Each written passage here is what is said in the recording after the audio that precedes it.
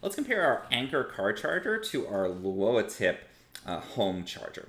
So these are both good chargers for your Android device or your Apple device, or really anything that plugs into a USB port, as we'll see.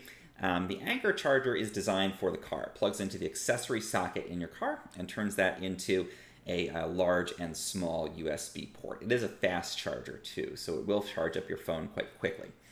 On the other hand, when we're looking here at the LUOATIP USB charger, this is a wall charger. It plugs in at home, 120 volt outlet, just plug it into your standard outlet, and again turns it into, in this case, two of the larger size sort of standard USB ports.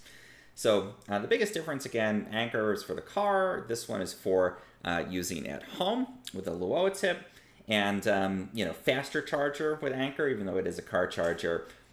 Different ports. Both are going to have two USB, but the Anker has a large and small, and the LUOATIP just has the two large ones.